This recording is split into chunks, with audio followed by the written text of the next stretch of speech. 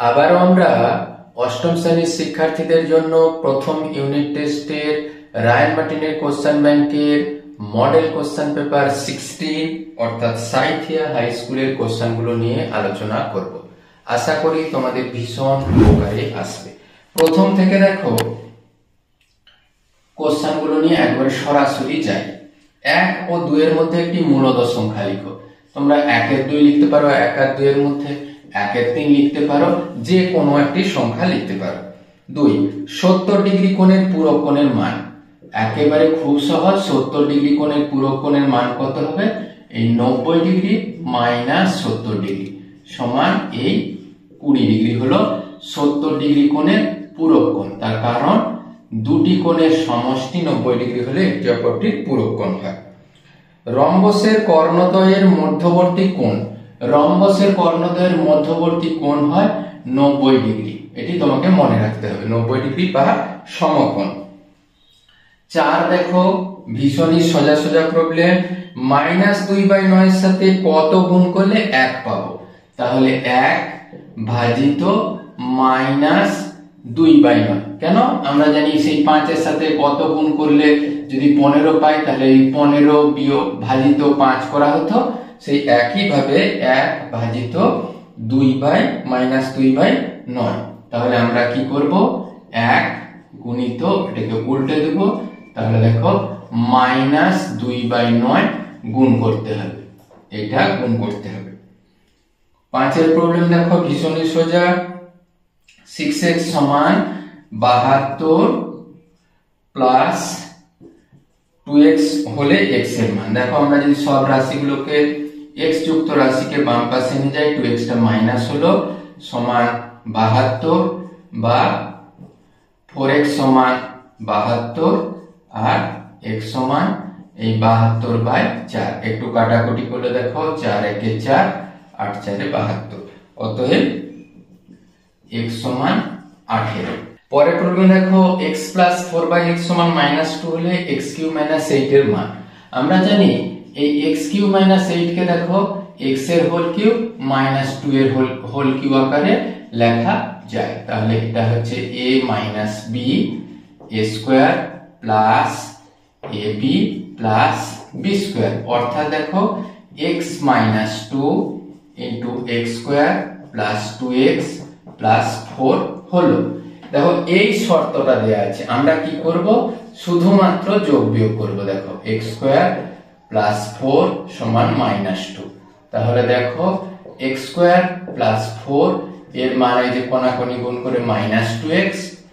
এই রাশিটা যখন বাম পাশে আসবে প্লাস, তাহলে x² plus 2x plus 4 equal to 0। এই মানটাই দেখো এই মানটার সাথে সমান। ওখানে আমরা 0 বসিয়ে দেব। 0 0 অর্থাৎ আমরা পেলাম x³ - 8 এর মান 0। এরপর আমরা 2 এর দাগের 1 এর প্রবলেমটা দেখব। এই গুণফলের মান কত? আমরা খুব সহজেই এটা হিসাব করতে পারি। a plus b a minus b হয় a² মাইনাস b²। পরেরটা হয় কত? দেখো এই y² মাইনাস z²। পরেরটা নিশ্চয়ই একই ভাবে z² মাইনাস x²। এই দেখো প্লাস x² মাইনাস x² বাদ যায়, মাইনাস প্লাস বাদ দিয়ে সবে মিলে হলো 0। পরের প্রবলেম দেখো একটি আয়তক্ষেত্রের ক্ষেত্রফল দেওয়া আছে, একটি বাহুর দৈর্ঘ্য আছে, পরিসীমা হিসাব আমাদের প্রস্থ হিসাব করতে হবে। কি? আমাদের ক্ষেত্রফলকে দৈর্ঘ্য দিয়ে ভাগ করলেই আমাদের প্রস্থ পাওয়া যাবে। একদম সরাসরি ভাগ করে নেব। তাহলে x পাওয়া যাবে দেখো x² প্লাস 5x, আমরা বিয়োগ করে নেব 2x প্লাস 10। দেখো আমরা 2 দিয়ে গুণ করলে পাবো 2x প্লাস 10। দেখো তাহলে এইটি হলো আমাদের প্রস্থ।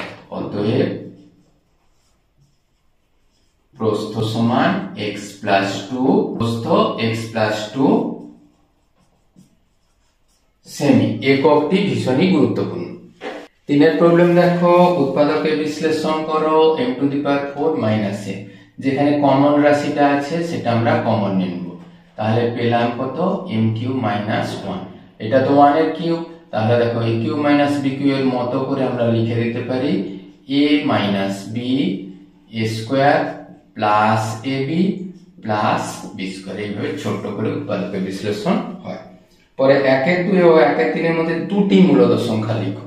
আমরা একই হরযুক্ত ভগ্নাংশে প্রকাশ করার জন্য একে আমরা 4 দিয়ে গুণ করে দিলাম, একে দেখো 6 দিয়ে গুণ করে দিলাম। তাহলে পেলাম 6/12, এখানে পেলাম 4/12। তাহলে এর মাঝে যদি সংখ্যা বসাতে হয় তাহলে 5/12 তোমরা লিখতে পারো।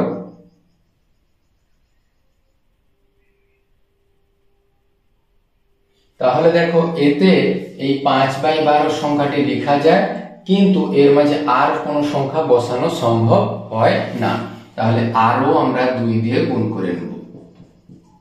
তাহলে দেখো সবাই মিলে পাওয়া গেল 12/24, এখানে পাওয়া গেল 8/24। এক্ষেত্রে কিন্তু আমরা দুটো সংখ্যা লিখতে পারি। কিরকম?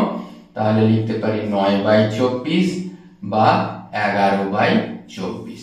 এইভাবে তোমরা ক্যালকুলেশন করে দেখবে, যদি না হয় পরের সংখ্যা বসাবে। 3 দাগের 1 দেখো উৎপাদকের বিশ্লেষণ করো। এক্ষেত্রে দেখো 3 আমাদের কমন আসে। 3 কমন আসলে কে পড়ে থাকে? 6, 4 x³ + 1। তাহলে দেখো এখানে 6, 4 কে আমরা 4x এর হোল কিউব প্লাস 1 এর কিউব আমরা লিখতেই পারি। তাহলে a³ + b³ আমরা একেবারে সরাসরি লিখে দেব a + b। 4x এর হোল স্কয়ার মানে 16x² - 4x + 1। খুব সহজেই উৎপাদকের বিশ্লেষণ করা যায়। 2 দাগের প্রবলেম দেখো, চলের ঘাতের নিম্নক্রমে সাজিয়ে ভাগফল ও ভাগশেষ নির্ণয় করো। আমরা এটা সাজিয়ে নিয়েছি। এরপর দেখো 4a² কে 2a দিয়ে ভাগ করলে হয় 2a। তাহলে পেলাম কত? 4a², 2a × 3b করে প্লাস দেখো 6ab। আমরা চিহ্নের বদল করে নেব। দেখো পেলাম -6ab - 9b²। এই 6ab কে -6ab কে আমরা যদি 2a দিয়ে ভাগ করি দেখো পাবো -3b। তাহলে এক্ষেত্রে আমরা লিখে দেব -3b। -3b হলে কত? -6ab - 9b²।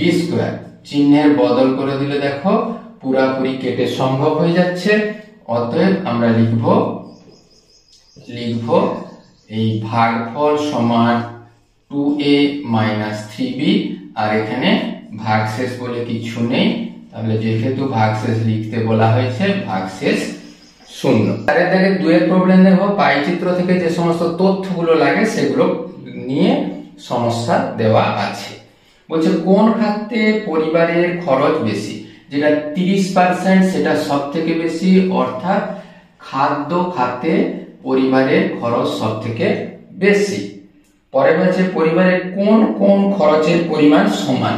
দেখো কি কি খরচের পরিমাণ সমান। এখানে শিক্ষার খরচ আছে 20%, সেটা সমান। আর আছে অন্যান্য খাতে, সেটাও সমান। আর কি আছে?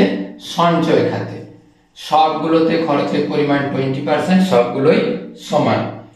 3 এর প্রবলেম দেখো, সি এর পরিবারের মাসিক সঞ্চয় যদি 3000 টাকা হয় তবে ওই পরিবারের জামা কাপড়ের খরচ, এটা 20%, তার অর্ধেক হচ্ছে জামা কাপড়ের খরচ। একেবারে তোমরা লিখে দিতে পারো খুব সহজেই, জামা কাপড়ের খরচ, জামা কাপড়ের মাসিক খরচ কত? এর অর্ধেক, মানে 3000 টাকার অর্ধেক টাকা সমান এই 1500 টাকা। আজকের ভিডিও কেমন লাগলো অবশ্যই কমেন্ট বক্সে লিখবে। আর কি ধরনের ভিডিও চাইছো অবশ্যই কমেন্ট বক্সে লিখবে। Thank you for watching.